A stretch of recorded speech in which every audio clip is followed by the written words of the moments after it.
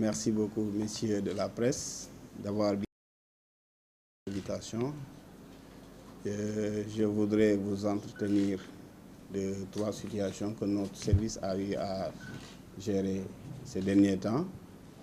Il s'agit d'abord du démantèlement d'une bande de cambrioleurs, ensuite d'une bande de signes monétaires, et enfin de bandes organisées dans le cadre des vols de véhicules, du trafic international de véhicules. En ce qui concerne la bande de cambrioleurs, depuis le début de l'année 2016, plusieurs services de police et de la gendarmerie ont été saisis des cas de vol avec violence, cambriolage commis souvent en plein jour dans des quartiers résidentiels de Dakar. L'enquête ouverte a permis à la division des investigations criminelles, à partir du 3 mars, de démanteler certains membres de cette bande ou des receleurs. Les investigations poursuivies ont permis, ces derniers jours, d'en appréhender les cerveaux et de les mettre à la disposition de la justice. Il s'agit en fait de 11 personnes qui ont été interpellées depuis le début de cette enquête et mises à la disposition de la justice. Il y a en fait plus d'une vingtaine de victimes et certaines victimes continuent à défiler dans notre service pour déposer des plaintes. Le préjudice provisoire pourrait être estimé à plus de 400 millions. Il y a également des armes à feu et autres qui ont été saisies. Le modus operandi de la bande consistait à repérer à l'avance des domiciles, souvent de personnalités, avant de se présenter comme étant des agents de la SDE, de la Sénélec ou de la police même. Dès qu'ils parvenaient à accéder à l'intérieur des domiciles, ils prenaient en respect les personnes, les occupants. Et souvent, c'était des domiciles, puisque c'était aux heures de travail, souvent les chefs de famille sont au service au travail. Donc, ils tenaient en respect les domestiques et dévalisaient souvent les chambres parents, en emportant bijoux, matériel de valeur et tout ce qui s'ensuit. Cette bande était également spécialisée en ce qui concerne les vols de nuit, surtout pour des officines ou des bijouteries, ce qui les a permis d'emporter, en tout cas, beaucoup d'or et autres. Donc cette bande a été démantelée, mise hors d'état de nuire, et l'enquête se poursuit.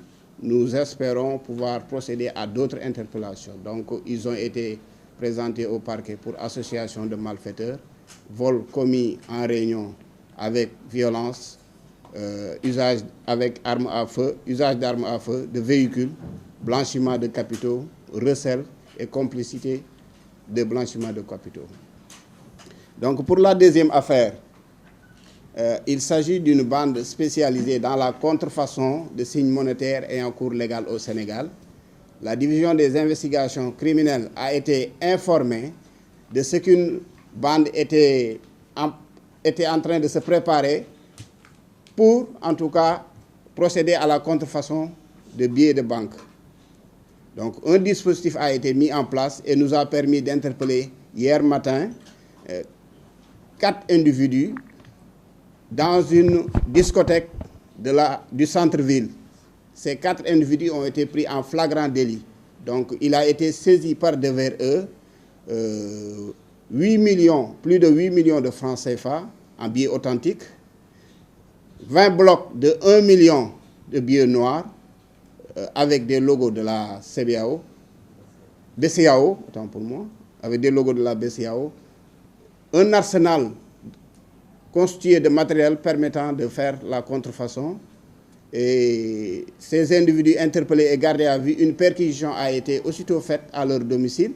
Et un 5e individu a été effectivement appréhendé. Il s'agit de leur acolyte. Donc cette affaire est en cours d'enquête. Donc ils seront mis à la disposition de la justice au terme de cette enquête. La troisième affaire, il s'agit du phénomène des vols de véhicules. Des vols de véhicules, du trafic international de véhicules.